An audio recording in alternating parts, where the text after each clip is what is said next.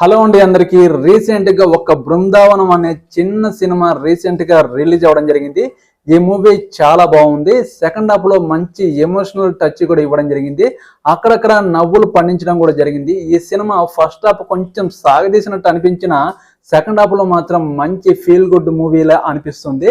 ఈ cinema first half కొంచెం సాగదీసిన scenes cut చేస్తే మిగతాదంతా చాలా బాగుంటుంది.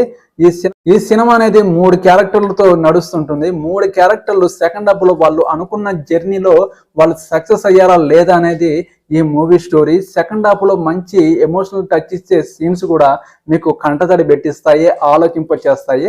మీరు ఖచ్చితంగా ఈ మూవీని ఒక్కసారి టైం పాస్ కోసమైనా చూడండి. సెకండ్ హాఫ్ లో మీకు మంచి ఫీల్ గుడ్ మూవీలా అనిపిస్తుంది. ఫస్ట్ సాగదీసిన సీన్స్ కట్ చేస్తే సెకండ్ హాఫ్ లో మాత్రం చాలా బాగుంటుంది. ఈ సినిమా స్టోరీ ఏంటంటే హీరో కెమెరామాన్ గా ఉంటాడు. తన అనుకున్న గోల్ ని రీచ్ అవ్వడానికి ఎలాగైనా డబ్బు సంపాదించాలి అని అమెరికా వెళ్ళి డబ్బు సంపాదించాలనే ఆలోచనతో ఉంటాడు. హీరోయిన్ వాళ్ళ అమ్మ డాక్యుమెంటరీ తీయాలని అనుకుంటుంది.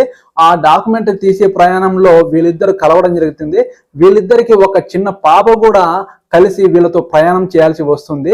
వీళ్ళ ముగ్గురు ఎలాంటి ప్రయాణం చేశారు, వాళ్ళు అనుకున్న ప్రయాణాన్ని గమ్యం చేరాలా లేదా అనేది ఎమోషనల్ టచ్ తో వాళ్ళ సక్సెస్ అనేది ఎలా జరిగింది అనేది ఈ సినిమాలో చూపించడం జరిగింది. మంచి చిన్న బడ్జెట్ తో చిన్న కొత్త వాళ్ళతో ఈ సినిమా తీయడం జరిగింది. మంచి ఎమోషనల్ టచ్ కూడా ఇవ్వడం జరిగింది. మీరు టైం పాస్ కోసం చూడండి. ఖచ్చితంగా మీకు సెకండ్ హాఫ్ లో అక్కడక్కడ మంచి ఫీల్ గుడ్ మూవీలా అనిపిస్తుంది. సాంగ్స్ మాత్రం ఓవరాల్ గా మ్యూజిక్ మాత్రం కొంచెం ఓకే అనిపించిన, కానీ ఈ సినిమాలో మీరు ఎక్కడ యాక్షన్ సీన్స్ అనేది మీరు ఊహించుకోమాకండి. ఖచ్చితంగా మీకు ఎమోషనల్ టచ్ ఇచ్చే సినిమాగా ఒక బృందావనం నిలుస్తుందని నేను అనుకుంటున్నాను. ఈ వీడియోకి ఒక లైక్ చేయండి. నా ఛానల్ని ఎవరైనా సబ్స్క్రైబ్ చేసుకున్న వాళ్ళంటే please support my channel. Next movie రివ్యూతో మేము ముందుకు రావడానికి సిద్ధంగా ఉంటాను. ఓకేనండి, బాయ్.